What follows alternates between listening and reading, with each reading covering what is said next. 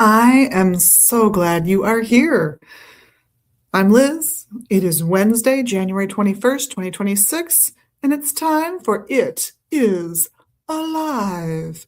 And what's alive, I hear you asking? Why, Magus Books and Herbs in Minneapolis and online at magusbooks.com. Let's get into our day. What's been going on? Well, let's start with what are we drinking, shall we? What are we drinking today? I've got a little ashwagandha, a little lemon balm, and a little burdock in here. Had some eczema on my fingertips. It's been cleared up perfectly. It's beautiful tea. Not to mention all the wonderful properties that ashwagandha and lemon balm have. What am I wearing? Well, let's start with this beauty. On this screen, to me, this looks like it's orange. It's actually peach. It's a super peachy peach, I promise.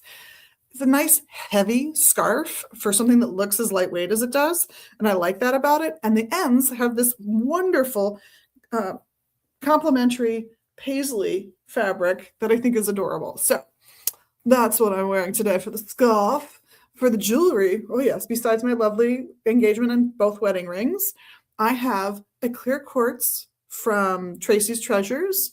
This, believe it or not, is a cut sapphire. This is clearly not like jewelry store grade sapphire, but it's a gorgeous sapphire and it will still have all of the properties that sapphire would carry.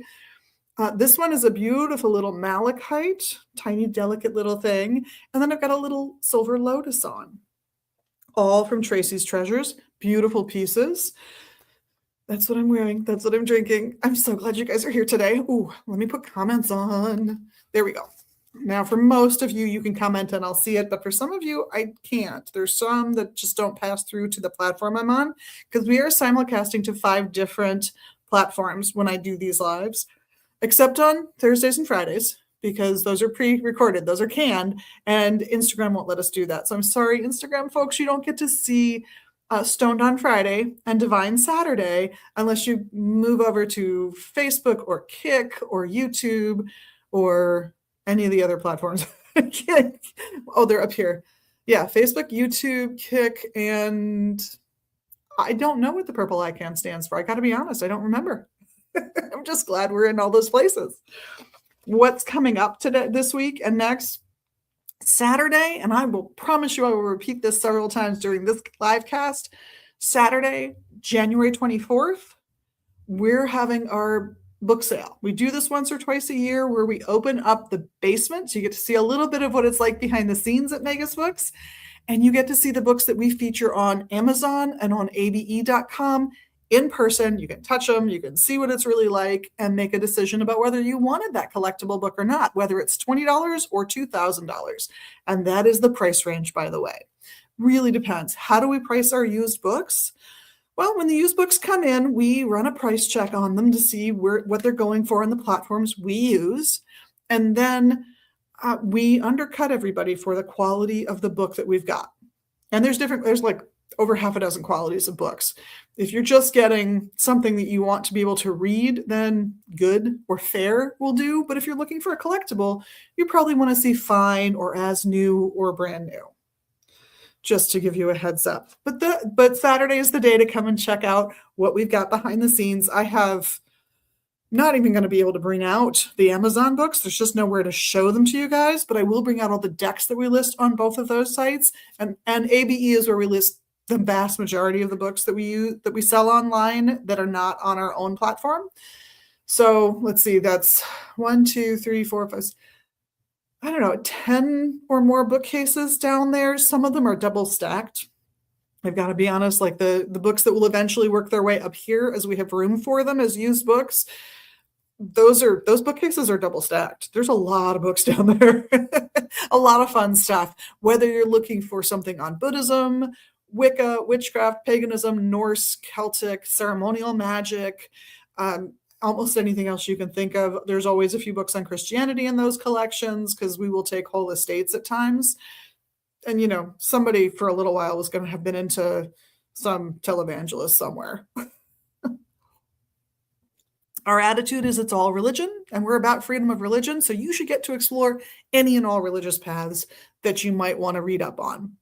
If you want to go further, that's great. There's supplies. We offer many of those items and lots of groups. Right now, there are 3 different groups that meet here.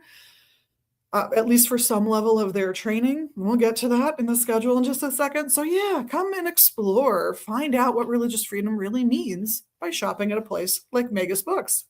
So it is happening. So Saturday, the book sale, yes. But also Saturday at 12, Alliance Coven is doing their second level of training here, which means it's not really a class that's open to the public this time, but it is one where if you're here at 12 or if you're here at 2 as they're finishing up, you can meet those people. You can see how cool they are or not cool they are for you and make decisions about maybe attending their open group when it recurs here later on in 2026. Very excited for that group. They really are an amazing trio of teachers. At 3, we'll have ethics in the class.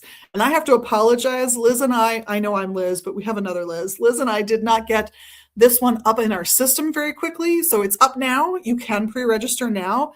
Ethics in the class is a by donation class. We're going to cover where those ethics come from, how they get exercised. What are the ethics? Have we coalesced in the pagan witchy world around any particular ethics? Is the rule of 3 still relevant for people? What about and it harm none? And where does that come from? And who was the first person to say some of this stuff? We've got a really fascinating book on the subject. And if you are signed up for the class, when you come for the class that day, we'll give you 10% off the book, Ethics and the Craft by Coughlin. It's it's actually a really smart read. It's well-researched. He did a great job, I gotta say. So that's this Saturday. That's a lot for Saturday, isn't it? I'll be here on Saturday. It's just gonna be a very long week. I'll be here every day this week. Taking next Monday off, so there might not be a Monday meditation unless I can it tomorrow. So on Sunday, we have the Reiki share. Come on in, get your Reiki share on. If you've got a Reiki first, second, or third, you are eligible to participate. It's completely free. We just trade Reiki and we talk about what it's like to do Reiki. If you're having questions about it, this is a good place to just come in and sort of check out what's going on. At 10 o'clock before we open on Sunday will be the Gardnerian 101 class.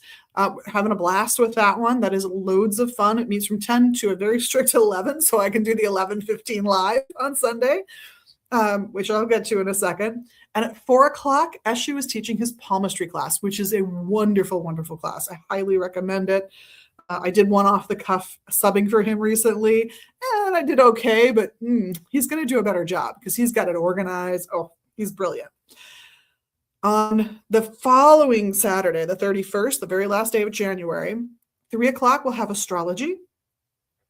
And the following Sunday, on February 1st, we will have Gateway to the Gods at 12. Do sign up in advance for that one if you're interested. Not a by donation class, partly just because we have to prepare a remedy. So we have to prepare the samples. So we have to know who's coming for that one. At 3 o'clock, there is a brilliant class on theurgy happening on that February 1st. And on Saturday, the 7th, the following weekend, again, Alliance Coven will be back at noon. That's a noon to 2 class, and you're welcome to come and meet them about 12 or at about 2. 2 is probably the best time, to be honest. And at 3 on 7th of February, that Saturday, the American Hoodoo class will be happening, and that's another Eshu class. So we've got, Adam's astrology class. We've got Eshu teaching a few classes. We've got Ravenwolf teaching a few classes, all really interesting and good classes. Sunday the 8th, Gardnerian 101 again at 10 before we open, and at 3:30, the Tarot Lab. Let's see. Yeah, that's as far as I wrote down the schedule for everybody so I could just let everybody know what's happening. For our live cast, if you're catching this one, no, this is the long one, and it's every Wednesday from 11:15 until 11:50, 11:55, somewhere in there. But we do short ones, 5-minuters, every other day of the week. So I'm here on Sundays normally, so we do an energy Sunday. I might talk about Reiki, I might talk about raising energy. Lately, I've been talking about things like postures you can hold that let you feel more empowered, and other things that might help you on the fly. Maybe you're attending a protest somewhere and you want to feel like you can handle things. We've been talking about things that can help with that. On Mondays, we have a meditation for 5 minutes. And this whole week's kind of been focused on peace and love and compassion and opening people's hearts so they can use their hearts as well as their minds to make good decisions. Wednesdays, of course, here we are. It is alive. Thursday is always about herbs. I might cover the magic of an herb. I might cover the medicine of an herb. I might cover both. I might show you something you can do with an herb. But Thursday is always herbs. And of course, how could I resist Stoned on Fridays for crystals? We're always doing something with stones then. And on Saturday, it's about divination. I did a tarot series not too long ago, connecting numerology with tarot and how it can help you interpret those cards and memorize their meanings just a little bit faster. And now I'm doing a little bit on palmistry. Behind me, actually, let's see, that one that's right over my shoulder right now, that's like a large, very long paper I wrote on palmistry at one point. And I'm just kind of going through it and talking about individual lines. We've covered mounts and we've covered fingers and all kinds of fun stuff in that series. And we just keep going and it's fun. Usually I have an interview here. I don't today. I don't always. So it's just going to be us today. So send your comments over. And if you're not on a platform where you're seeing me respond to your comment, means you're on a platform that the system we use to simulcast isn't showing me the comments from. Just flip over to find us on YouTube or Facebook or some other platform. Instagram is another one we're on so that you can find a spot that will let me see your comments. And I would love that. That would be fantastic. So that's what's going on. Let me also remind you that we have these lovely readers. And right now we've got, for today, Eshu will be in all day, noon to 6. We're open noon to 6, 360 days a year. He is here on Wednesdays the whole time. Thursday, he's here from noon to 3. He's here for the first half. And then Heather comes in for the second half. She's a beautiful young reader, lots of intuitive talent. She is a delight, honestly. Fridays, Ravenwolf will be in from 1 to 4, and then he's followed from 4 to 6 by Probably Daryl. We used to say Daryl. We're adopting Probably Daryl more. I just enjoy it, and it seems he does too. Saturday, Eshu is here again for the first half of the day from noon to 3, followed by the amazing Margaret from 3 to 6. All of those people do tarot, with the exception of Probably Daryl, who does his own oracle deck, which, wow, check out that deck. It's worth chatting with him when he's here doing readings, even if you don't get a reading, just to see that incredibly cool deck he designed. It's hexagonal. It's amazing. And Eshu, in addition to tarot, does palmistry as well. Sunday, Eshu's here all day from noon to 6. Probably Daryl is in for the first couple of hours from noon to 2. And then Morpheus, who does dream interpretation, is here for the rest of the day from 2 to 6. Tuesdays, Ravenwolf from noon to 3. And Probably Daryl from 3 to 6. And that brings us back to today when we'll have Eshu all day, which is always delightful. He is holding space on Sundays for Tracy. We're still hoping she will heal enough that she's able to come back and do readings again. And I kind of like that it's still widow corner because Eshu and I both have lost partners to death, to untimely deaths, just as Tracy has. So it's kind of fun in a way, in a macabre way. But that's who to get a reading from. That's what's happening. What are we wearing and what are we drinking? So let's see what else is going on. Well, there's a publisher we order from every single week, and I do it on Sundays. When I get her on Sunday, because that is my version of Monday, I pull a list of what we're out of from that publisher, and I check it to make sure they're not out of the books, so we're not ordering something they can't fulfill, and I put that order in with them. It often arrives either late on Wednesdays, too late for this, or it arrives on Thursdays, and it did it again. But I had a lot of new releases in last week's order, so I thought I'd show you guys. Some of them have already been bought and replaced, believe it or not. So I have Wisdom from the Woods is a beautiful new release. I think this one is going to be worth picking up if you're looking for something that gives you just a little bit of structure, because there's 52 things to do to help you connect with nature in here, whether you go through them one at a time and do one a week, which is what's suggested by the 52, or whether you just... I have time today. I'm going to randomly flip through and that one. They're in here for you. And I think it's gorgeous.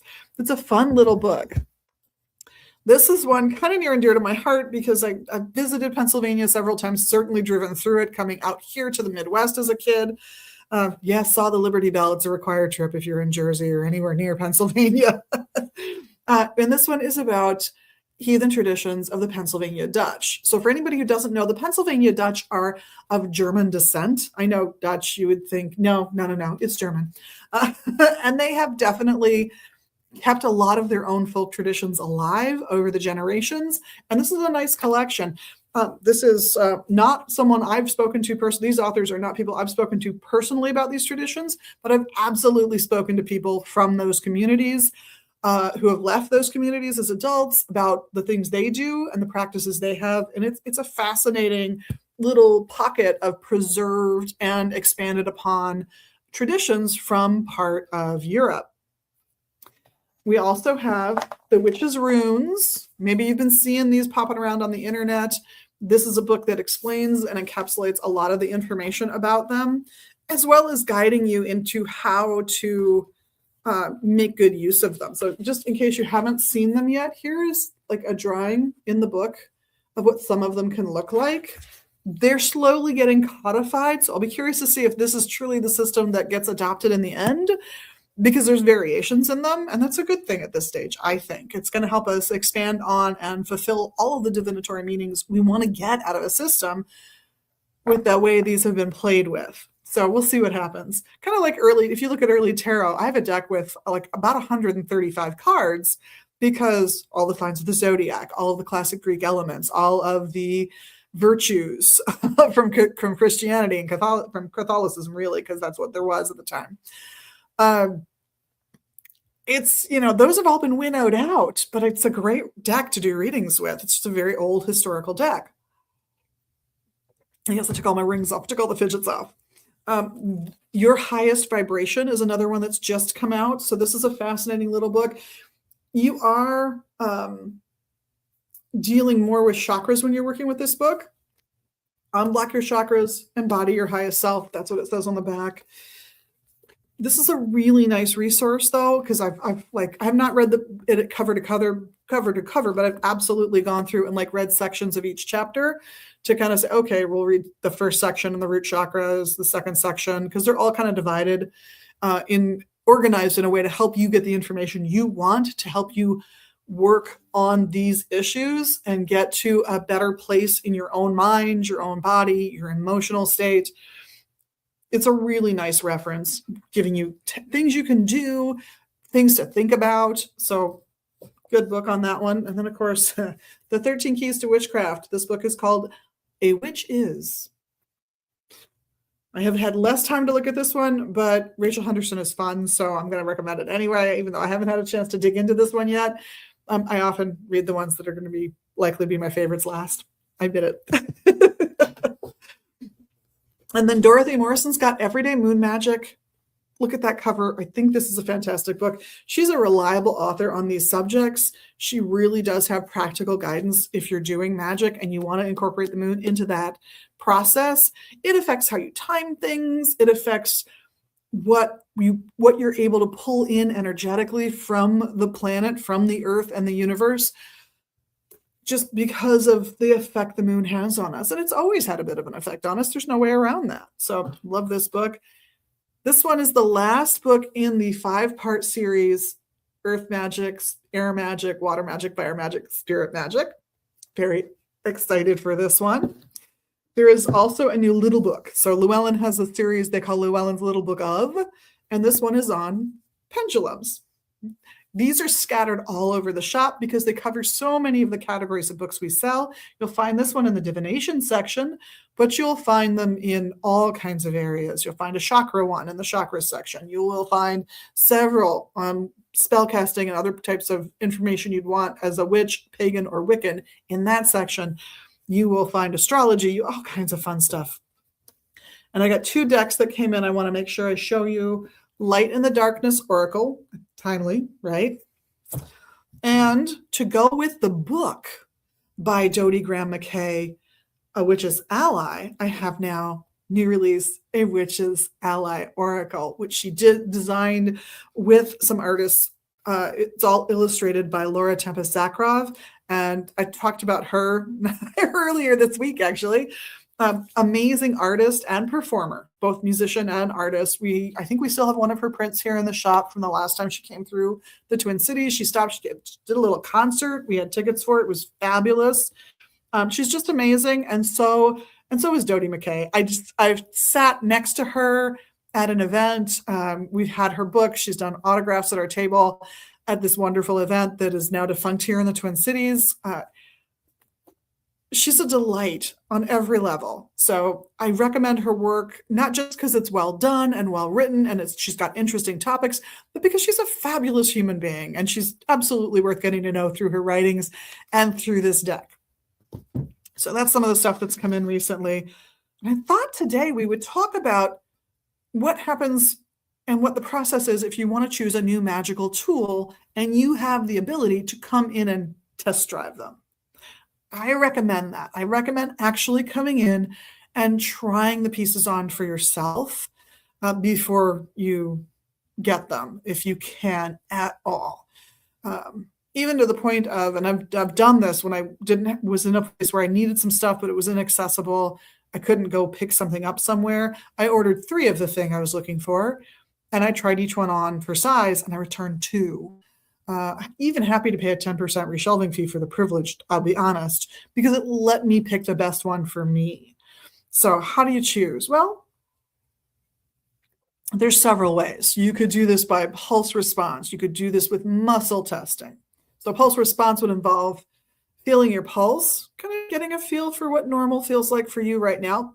Could be healthy, could be unhealthy, but it's what your normal is.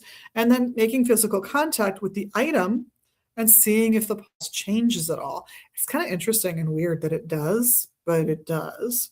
And that can tell you, ooh, that doesn't feel good. I don't think I'm going to get that one. Or, oh, actually things seem to have chilled out and it's really nice. I think I'm going to think about getting that one.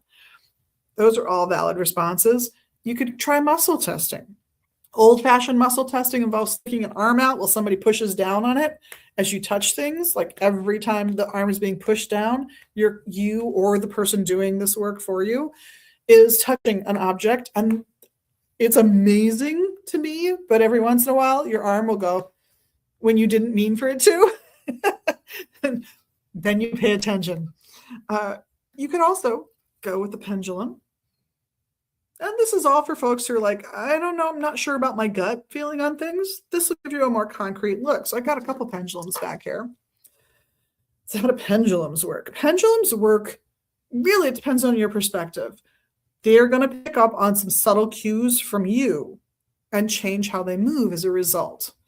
Now, whether you're going to say that's energetics, whether you're going to say that's neural hormones, I don't care the metaphor you use to explain why it's happening. I'm just going to tell you it does happen.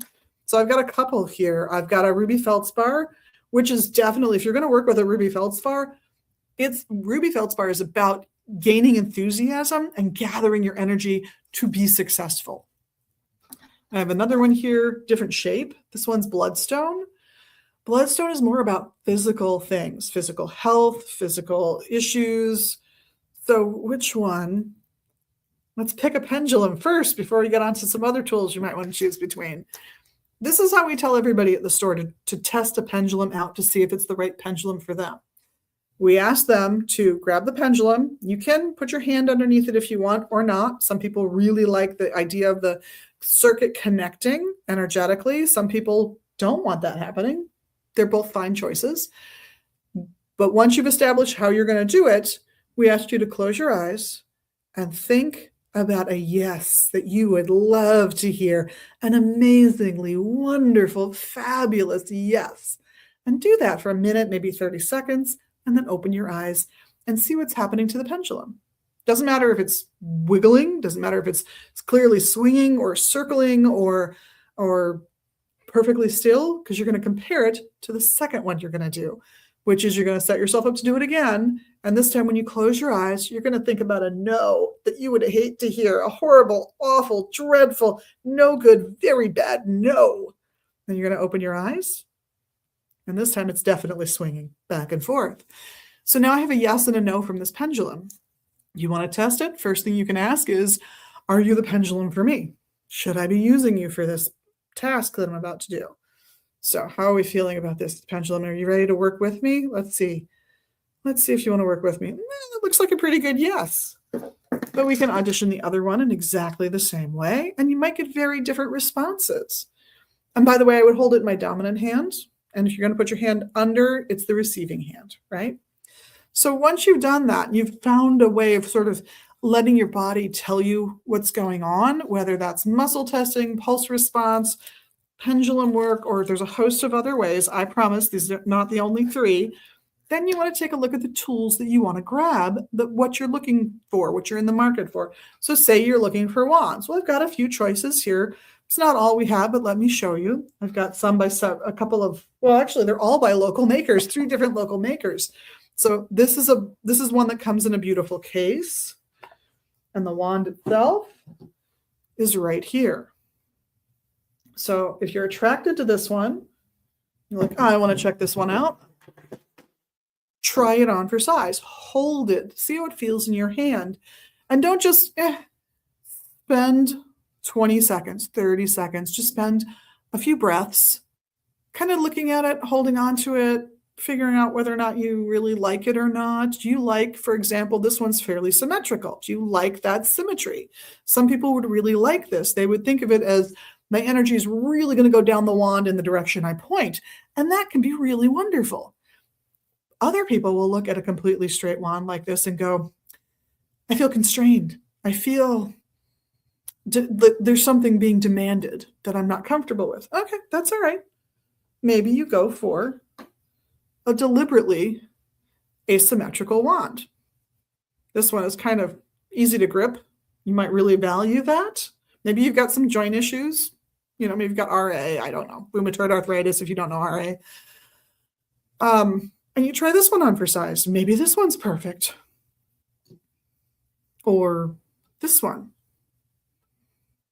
You got to stare at them. I don't know. Now you're not sure. Now is a good time to pull out that pendulum or that muscle testing and hold one and see if your subconscious or the energetics of the situation can tell you which one you might prefer more in the long run.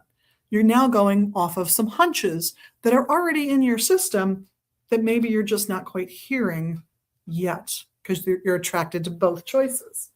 Maybe you want something more simple. Maybe this is just too fancy for you and you want a very natural, sanded, polished wooden wand.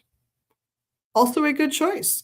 Maybe you've got some budgetary constraints. This is $20. The others, $150, $160. Very easy to buy a wand like this and carve it, paint it, use permanent marker on it, and make it your own. So it also depends on how much you want to be self-expression oriented with how you pick that wand. If you want all the work done for you, this is a great choice. It's gorgeous. It's effective. It's got a beautiful metal core. But this is also a wand, and it will also work, I promise. Why do these tools work? Because you put effort and energy into them, because you take the time to work with them. That's really what makes them work. They are the outward symbols of the things we're working on inside. So you've got these beautiful wands. Well, let's look at athames as well. None of these are locally made. There are some local athame makers, but I don't happen to have any here today. So first question is, what size are you looking for, really? This one is substantial. It makes a statement. It's very athame forward. This also makes a statement. This statement is, perhaps, I keep myself to myself. This statement is, perhaps, I don't need to show you all my brilliance because I don't need your recognition of it. This one, on the other hand, you're saying something. You're definitely saying, hey, I'm here, I'm participating as much as I can, but perhaps. Maybe you really like that you can see through a piece of it. A way of perhaps casting visions for yourself is to look through when you're meditating. Fabulous little tool that way. And perhaps you like that this is relatively plain for your basic athame. Maybe you want something a little fancier. Maybe you like a little French twist with those fleur-de-lis that are everywhere on this guy. And you think French, but maybe you look at the fleur-de-lis and go, it's pointing in every direction. Is my energy going to go in every direction? It really depends on how it hits you. If that hits you and you don't like it, you're not going to get this. If it hits you that way and you're like, well, then I will be in a bubble of my own energy, then you're going to love it and you're going to get this one. If neither of those occur to you and you just think fleur-de-lis French, and I have French ancestry, for example, also a perfectly valid reason to get this little baby. Maybe you have Scottish heritage, in which case the fact that this has a thistle on it might be the reason you get this, regardless of the size you originally wanted. Not technically a double-edged knife. If you want it to be double-edged, you might have some work in for you. And since most athames traditionally are double-edged, you might really want it to have a double edge when you purchase it, or be prepared to create a double edge. I have worked with a non-double-edged athame. It's fine. It really depends on your attachment to the item. The thing I brought and used until I could afford to buy an athame was, believe it or not, a reed knife. And I know 2% of you are like, a reed knife, cool. A reed knife is for carving out reeds for things like saxophones and clarinets and oboes and bassoons. It has a very sharp edge on one side. The other side is about this thick, so that you can hold it and put your thumb on it securely, so you can carve away just what you want to carve away from that reed if you're at a level of playing those woodwinds that you want to carve your own reeds to affect how things sound. I would call that a second degree woodwind performer. And that's about as high as I made it. It was worth getting a reed knife for a number of years. Any of these tools, though, are going to respond best by being worked with, by you developing a relationship, a psychological set of associations, so that when you pick up the tool, your mind is already going in the direction you want it to, because this is reinforcing what you're planning on doing. I should say, too, with all of these pointy things, whether they are wands or knives, most people will tell you dominant hand or right hand. It really depends on, honestly, how old the tradition is. Some older traditions, you'll still find some people saying it's got to be right hand. It doesn't matter if you're left-handed. I'm going to tell you it should be your dominant hand. It should be the hand that you're going to most use easily and capably with these guys. But yeah, you need to develop a relationship with these tools, which can be one of the reasons that you pick something relatively plain so you can carve in it, or you pick not something with a, I think, plastic handle in this case, but something with a wooden handle like the other two, specifically. Oh no, that one's plastic, not wood, sorry. Plastic as well. You might look for one with a wooden handle specifically so you can carve into the tool.